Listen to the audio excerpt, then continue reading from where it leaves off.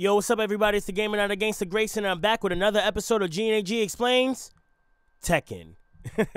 Yeah, this time we're not doing Mortal Kombat.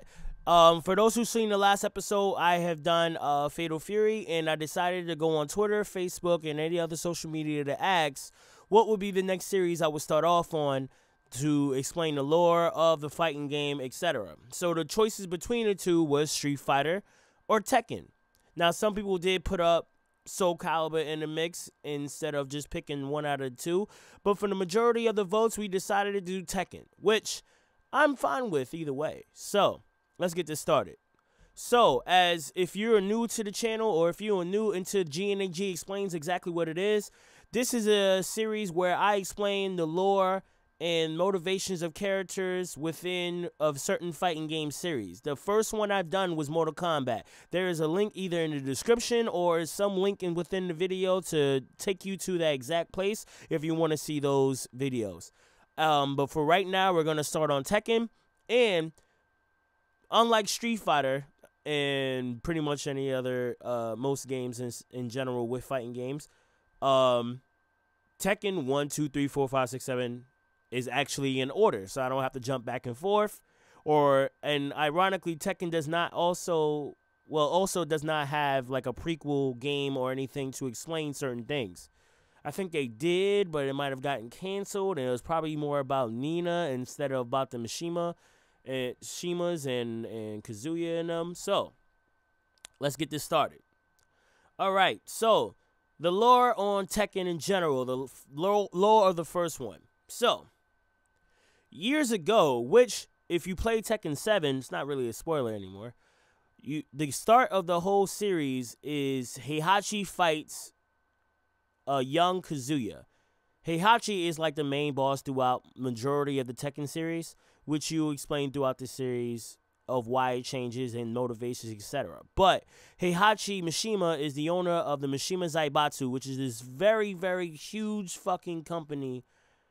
It's like fucking Google, Apple, and whatever company Tesla is combined in this series. But let me go back. So Heihachi's beating the shit out of his own son, and basically throws him off a cliff because reasons. Well, the reason actually is that Heihachi, I'm assuming, just finished killing his wife. But the reason he had to kill his wife is because his wife came out to be a demon or Oni. I probably use Oni throughout the series. And because he realized that his wife was an Oni, his son might be part Oni. So him beating up his son, he threw him off the cliff. Now, the original reason before that retcon kind of came into play in Tekken 7 was basically like he threw Kazuya off a cliff, kind of like throwing a bird off of a nest. And if Kazuya survives, he's strong enough to take over the company. Thing is that Heihachi didn't check if his son was alive. He just kind of assumed he was dead. Kind of a dickhead move. Heihachi's a dickhead. But, and I might be wrong on the time frame of things because video games in general are weird when it comes to times, especially fighting games.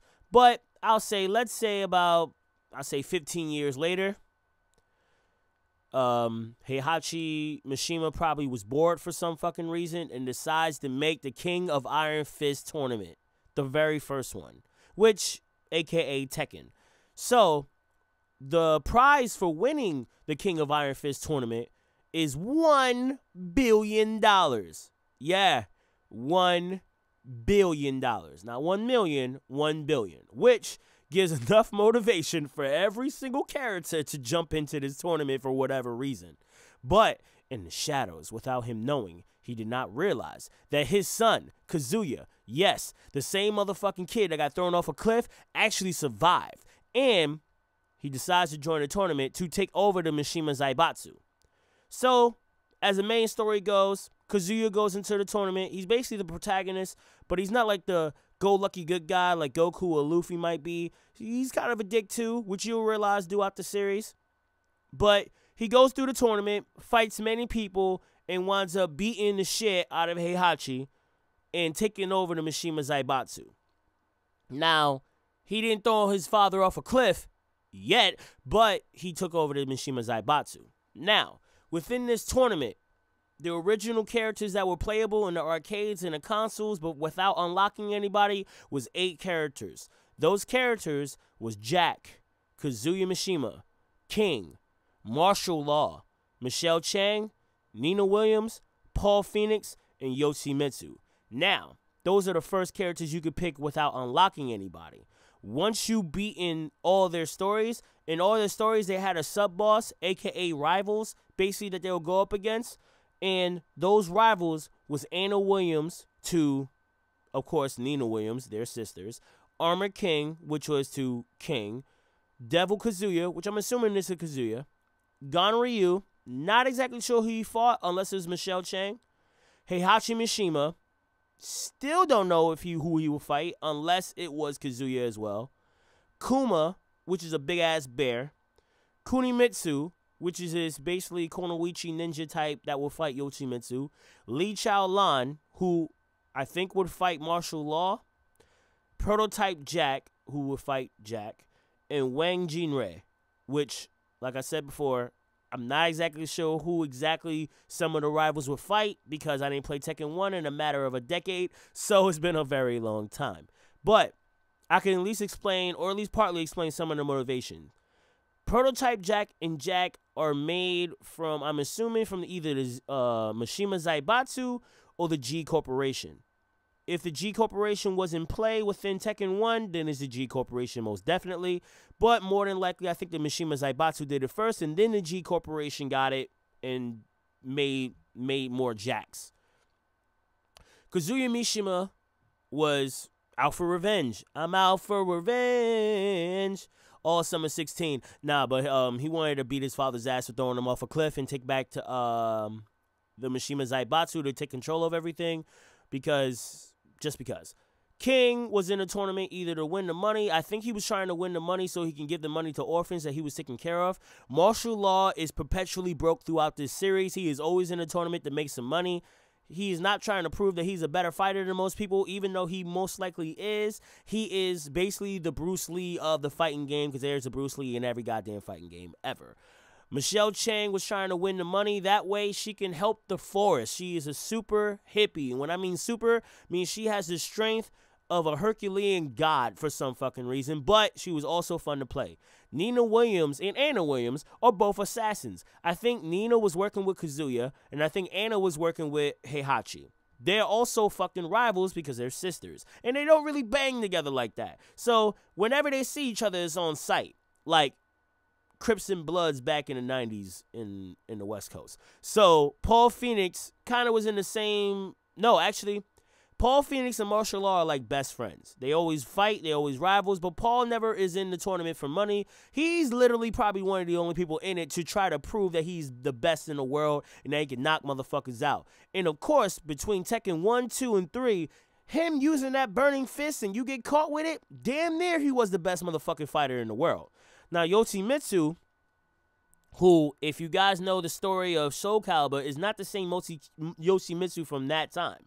But Yoshimitsu was a leader of his clan, and basically what they do is that they rob the rich and give it back to the poor. So what's a better way of robbing the rich? By beating the rich's ass, getting $1 billion, and giving it back to the poor, and financing his clan at the same time. Gon Ryu is a sumo wrestler. I'm not exactly sure why he's in a tournament, unless to win money. Devil Kazuya is a devil form of Kazuya that comes out of Kazuya when he's in, I guess, high situations of anger or frustration, because Kazuya is part Oni or part devil, whichever way you want to put it. Heihachi Mishima obviously is in a tournament because he ran the tournament, so he wants to run the fade with everybody. That way, he can prove that he's the best in the world, but he don't really care about proving it to anybody. He just likes beating people's asses. Kuma is Heihachi Mishima's best friend and bear. I don't know if that's really his best friend, but looking at the story, you'll realize that no one really likes Heihachi Mishima. Kunimitsu is a part of Yoshimitsu's clan, or she's a rival clan that is out to kill Yoshimitsu or just defeat him.